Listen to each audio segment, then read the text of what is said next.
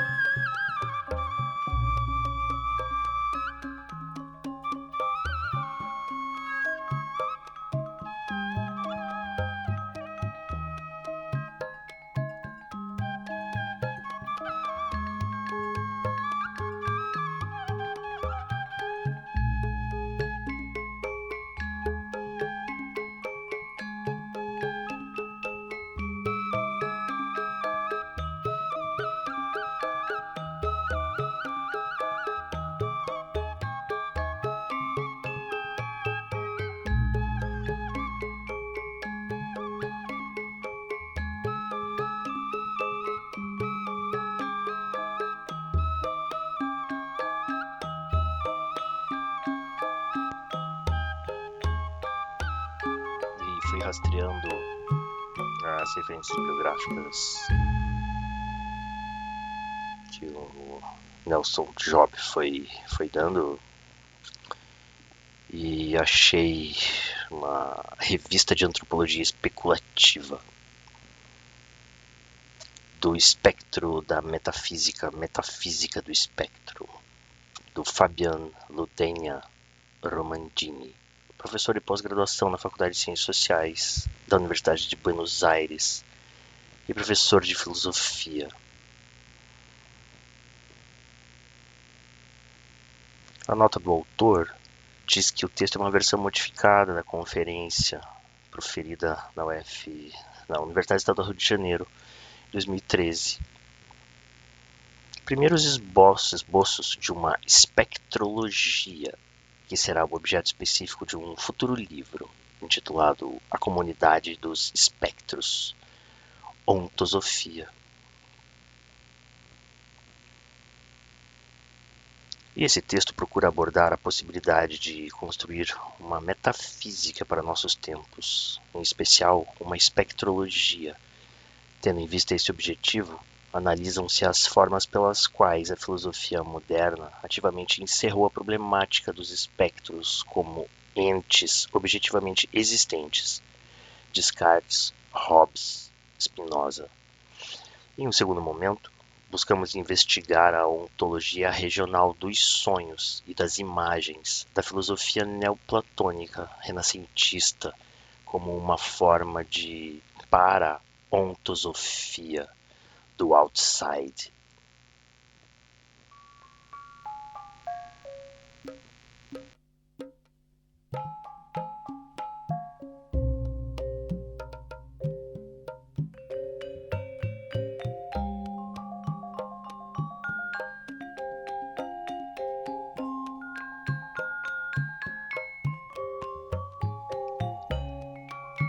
Nós, os modernos.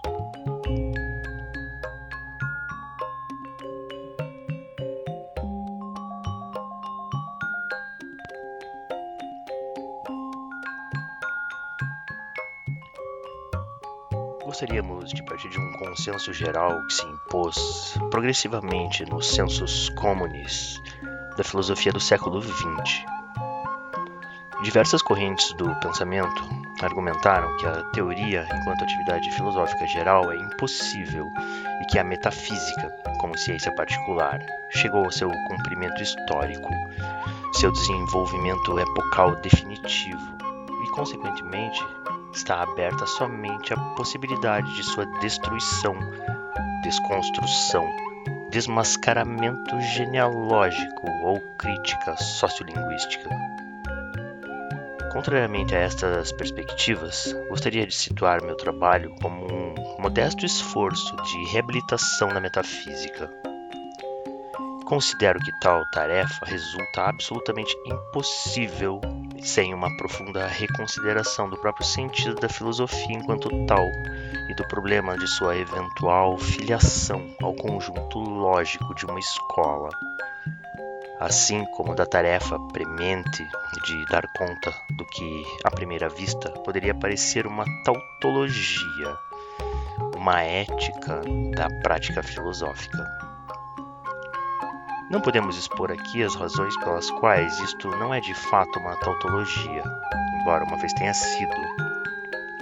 Mas sublinhamos que nos dias atuais, em que o management, como paradigma governamental, é uma realidade que transformou não só a orbe globalizada, como também as relações sociais, e me atreveria a dizer o estatuto mesmo do humano como tal. A consideração desse aspecto se tornou urgente. Hoje vivemos uma era do management, que introduz novas formas de exercício do poder em todas as esferas da vida pública. Seu objetivo não último, penúltimo, digamos, no que concerne a filosofia, consiste precisamente no periciamento da filosofia enquanto tal, como disciplina de pensamento e de vida. Ora, a filosofia não é um saber que possa ser submetido à perícia, o que evidentemente não quer dizer que não seja um saber do do dissenso e da discussão, o que representa um campo de análise inteiramente diferente. Mas se não tomamos consciência dos perigos que dela se transformar enquanto saber em objetivo de perícia, corremos o risco, hoje muito verdadeiro, de desaparição do filosofar, ao menos nas formas pelas quais até hoje o conhecíamos. Postularemos que a consideração da filosofia como saber alheio ao management e, portanto, também a perícia envolve hoje necessariamente uma reabilitação do que antes era conhecida como pensamento metafísico. Evidentemente, existem pensadores que se movem, ainda um tanto isoladamente nessa direção. Nossa proposta, enunciemos de saída, não se inscreve nas formas do realismo especulativo, justamente difundido e apreciado atualmente, mas antes parte de pressupostos divergentes e adota formas diferentes. Tudo isso não impede, contudo, as empatias, as coincidências e também as discussões filosóficas.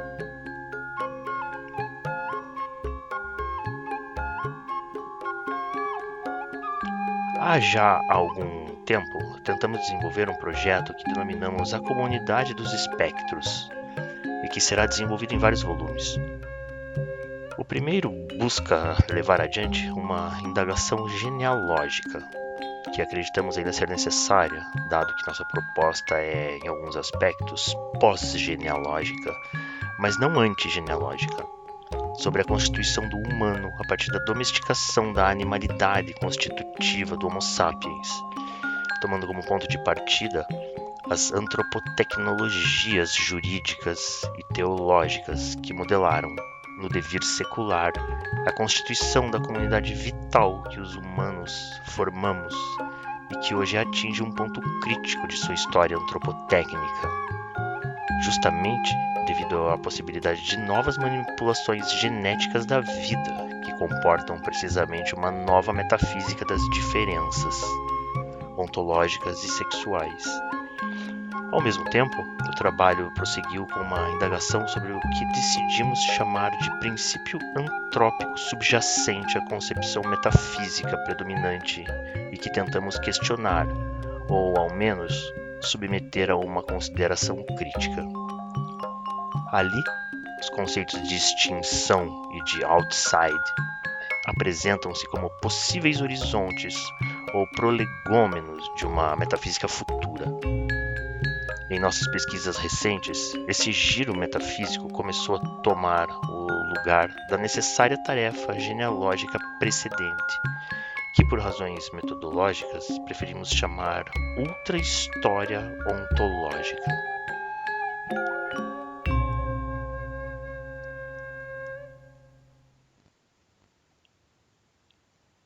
Nosso ponto de partida toma como fundamento uma constatação. A filosofia moderna pôde se construir, para além da enganosa censura kantiana, a partir e só a partir de um postulado comum que se resume na proposição: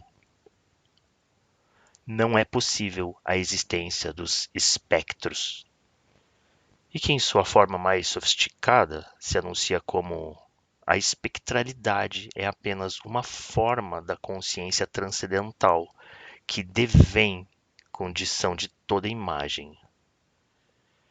Comecemos pelo princípio, ou um princípio possível, sempre arbitrário, naturalmente.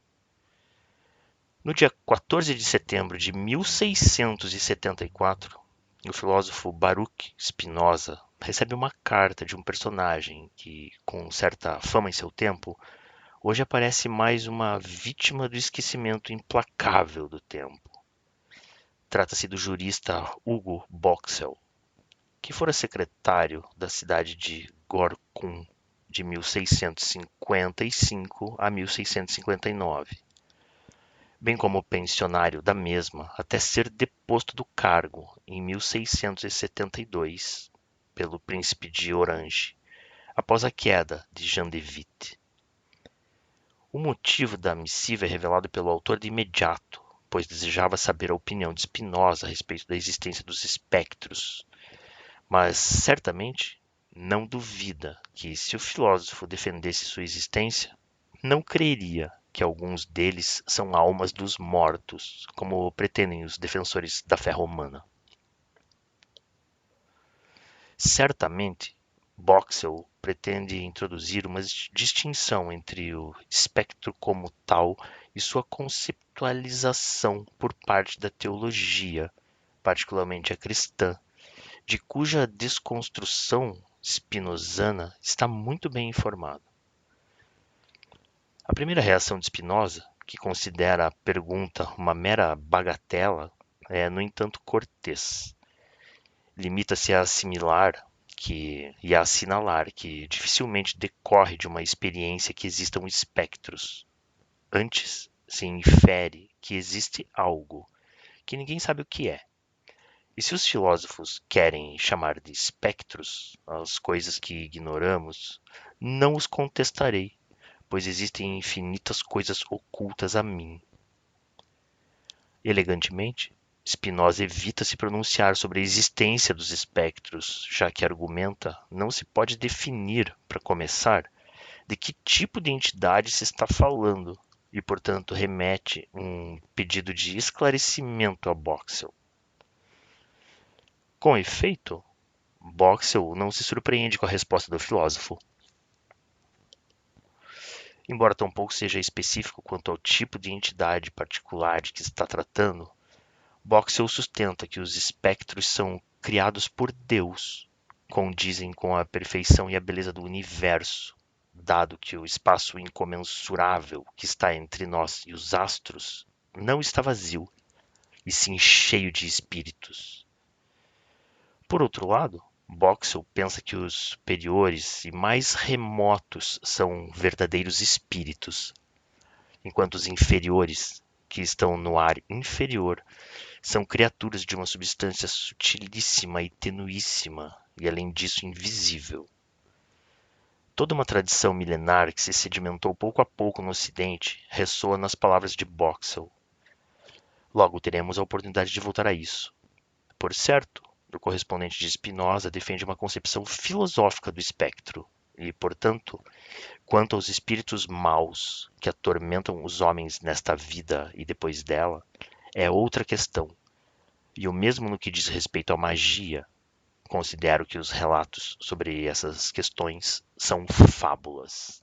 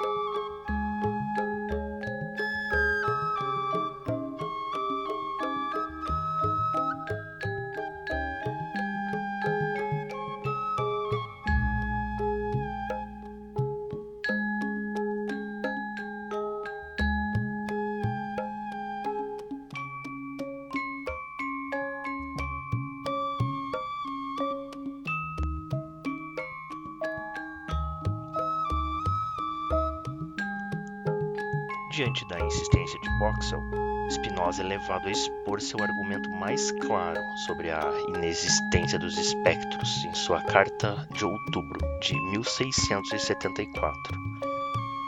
E os pontos mais relevantes são os seguintes.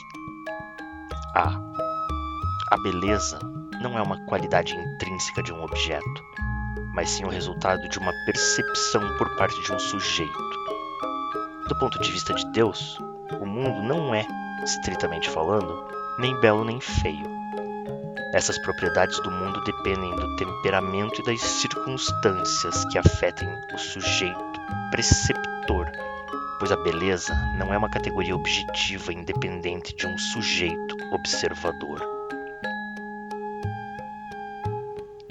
B. Ao não existir uma diferença ontológica de gradação entre as criaturas e a possível transcendência de um Deus criador, então o infinito se expressa de igual modo em qualquer ser finito. E assim, o espectro não tem nenhum privilégio de perfeição ontológica. Os entes geométricos, dos quais o pensamento pode dar conta, como o triângulo ou o círculo, são, por sua clareza, criações existentes de Deus. Em contrapartida, a ideia do espectro provém não do pensamento, mas da imaginação. Do mesmo modo que as arpias, os grifos ou as hidras, e portanto posso considerá-los como sonhos, os quais se diferenciam de Deus tanto como o não ser do ser. O mundo onírico é, pois, um reino do ontologicamente irrelevante, das quimeras da imaginação humana, que não participam da perfeição e da gravidade do ser. E nesse sentido, fruto da imaginação, o espectro seria inexistente.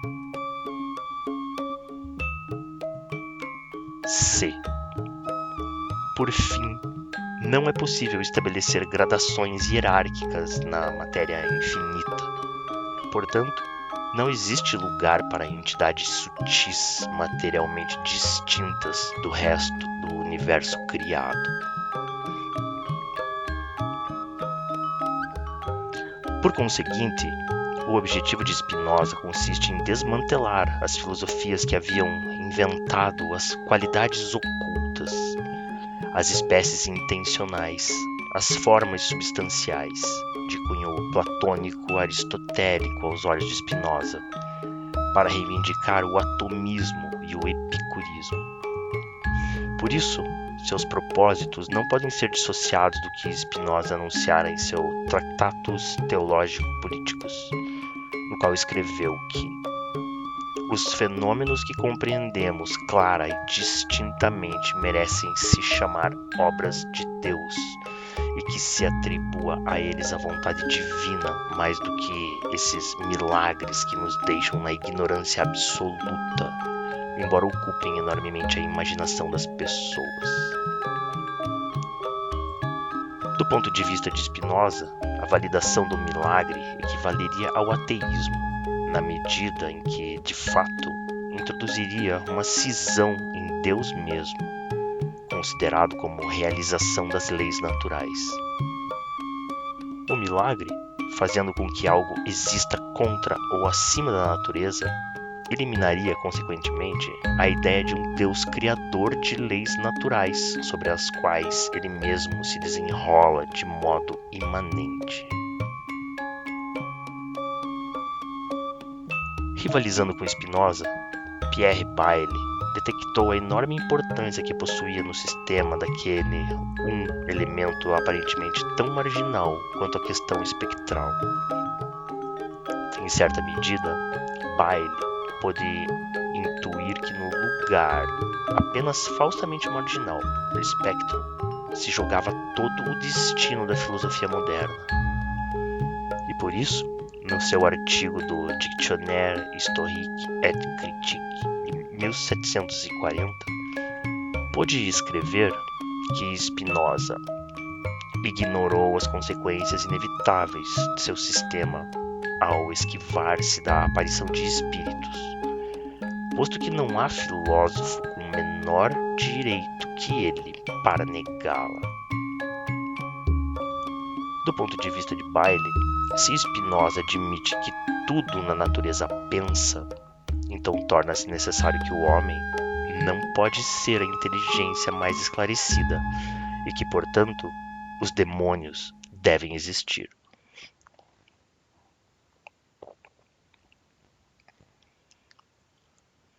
Conhecedor da correspondência de Boxall e Spinoza, Pierre Bayle tem a inusitada coragem de declarar que não existe nenhuma ligação natural entre o entendimento e o cérebro.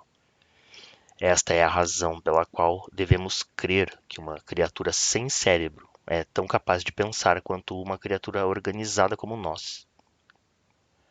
Bayle considera que Spinoza deveria declarar-se de acordo com uma afirmação do gênero, dado que, se afirma que o pensamento é um atributo de Deus, não existe razão para supor que ele deva ser igual em toda a natureza. E, portanto, se existem seres de pensamento inferior ao homem, os animais, também existem seres de inteligência superior, os demônios.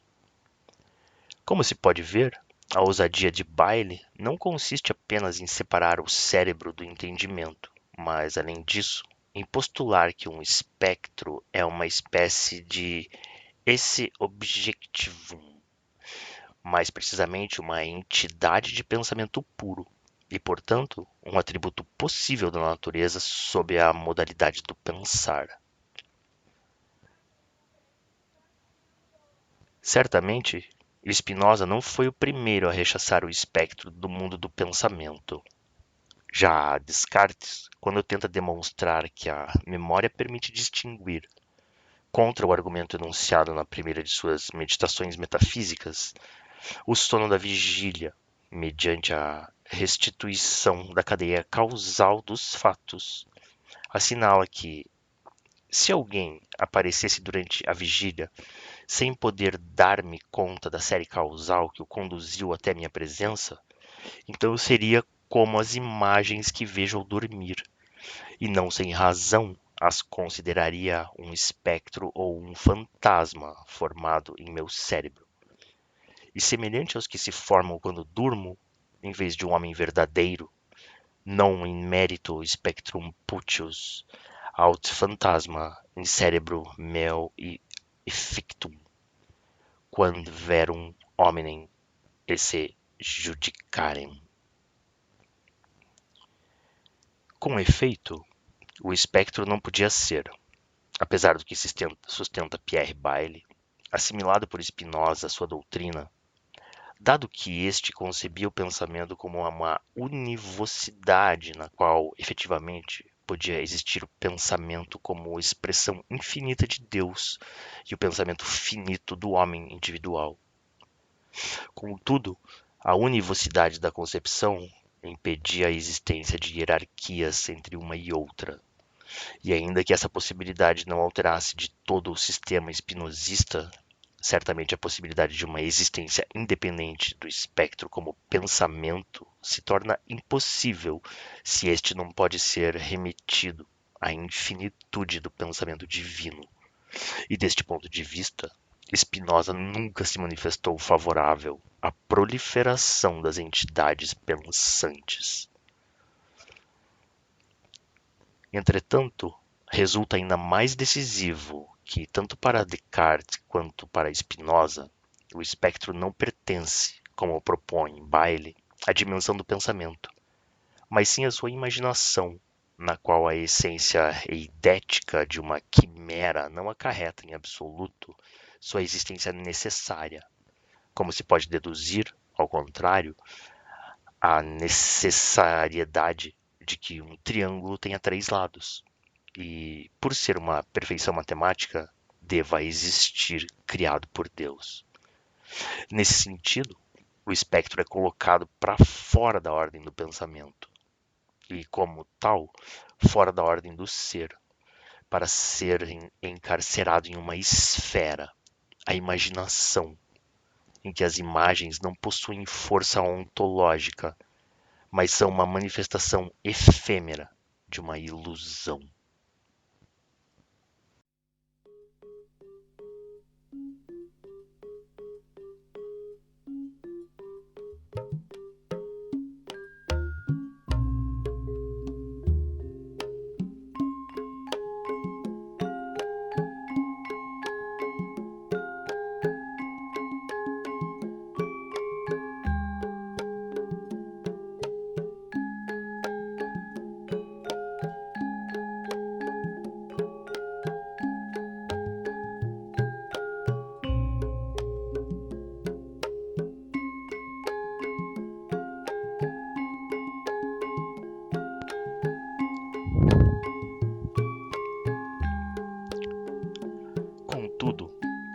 se deve imaginar isso como um defeito do homem, dado que se o espírito, imaginando como presentes coisas que não existem, soubesse ao mesmo tempo que essas coisas não existem realmente, consideraria esta potência de imaginar como uma virtude de sua natureza, e não como um vício.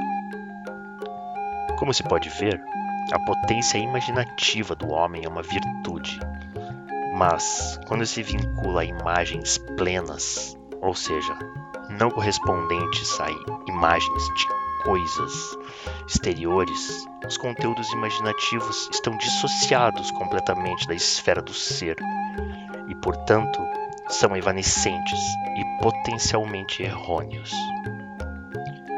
A essa esfera, precisamente como faculdade concomitante ao pensamento, mas que não se confunde ontologicamente com ele, pertence o espectro como um exilado da ontologia, como um ser inexistente. A assimilação da imaginação ao reino dos sonhos não era patrimônio exclusivo de Spinoza, como tampouco a problemática da distinção entre sono e vigília é um topos eminentemente cartesiano. Toda a filosofia moderna está, em certo sentido, atravessada por essas questões, e é sobre esse solo que se tratará de elucidar o problema do espectro como entidade metafísica. A antropologia hobbesiana é um exemplo fundamental e fundacional deste modo de raciocínio. O postulado de Hobbes consistirá essencialmente em argumentar que as visões de espectros são o mero resultado de um estado de ensonhação do sujeito, como a visão de Marco Bruto em Filipe, recordada pelo filósofo. Contudo, também é possível ser vítima de uma superstição e ver um espectro se o sujeito está possuído pelo medo, que é uma paixão política por excelência.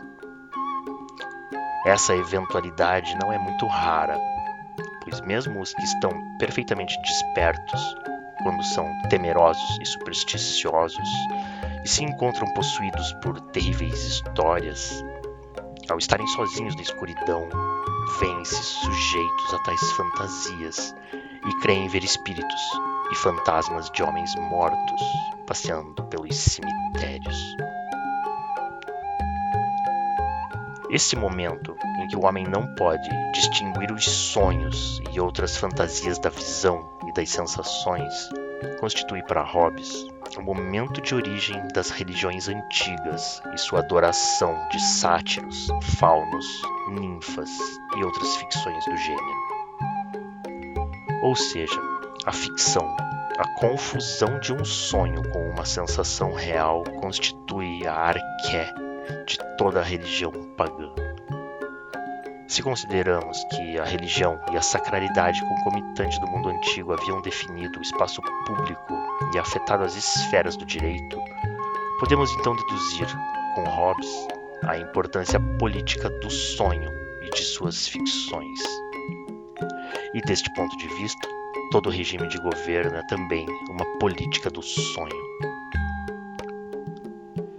De fato, o próprio Hobbes confirma esta hipótese quando argumenta que, se este temor supersticioso pelos espíritos fosse eliminado, e com ele as previsões baseadas em sonhos, as falsas profecias e muitas outras coisas que dependem deles, mediante as quais algumas pessoas astutas e ambiciosas abusam das pessoas simples, os homens estariam mais aptos do que estão para a obediência civil.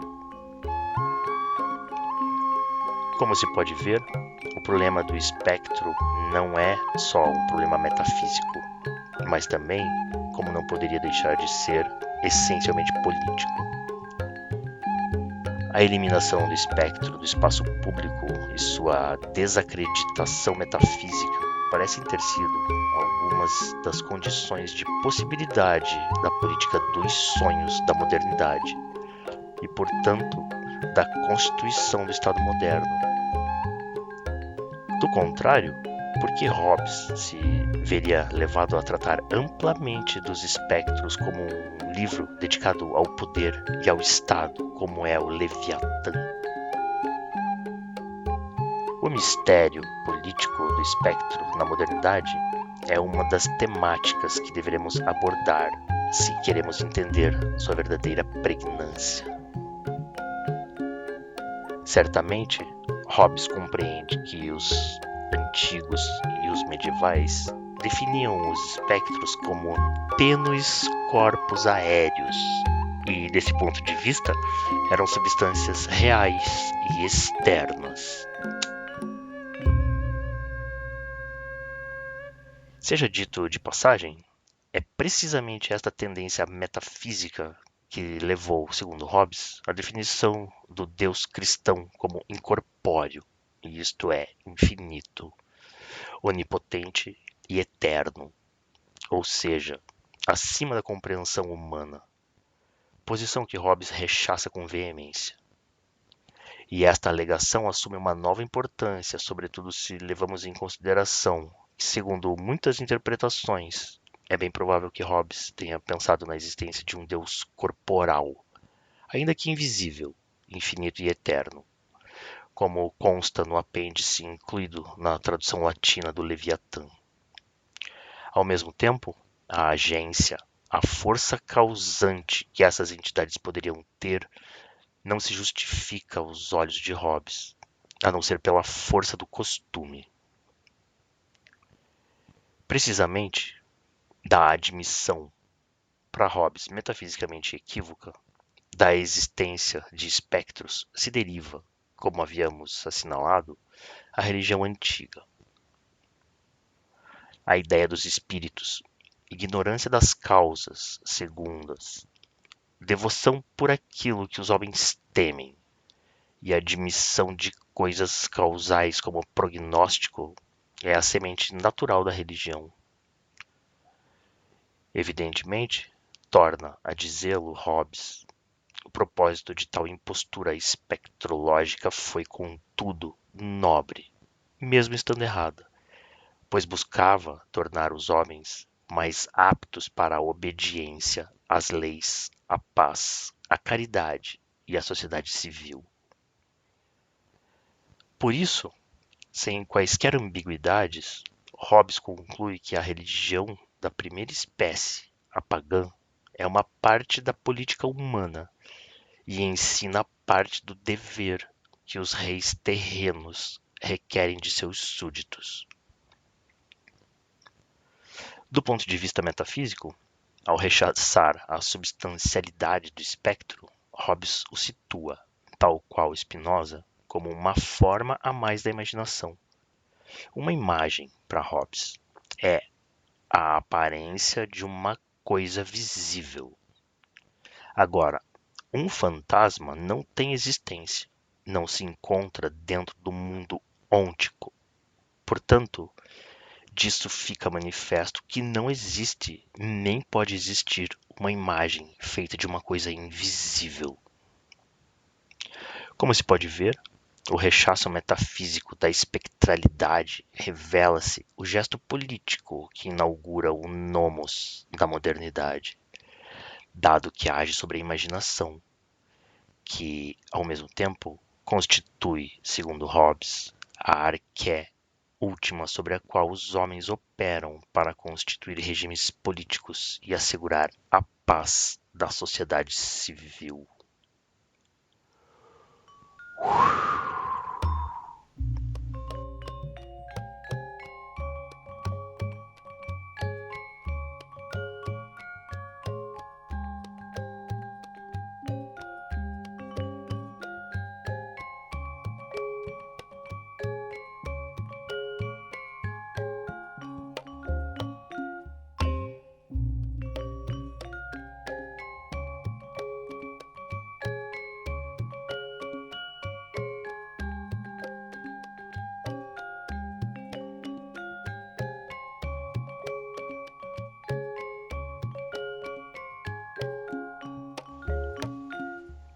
Temos esses textos aí também, já lidos. Nós os modernos do espectro da metafísica, a metafísica do espectro. Fabian Ludenia Romandini.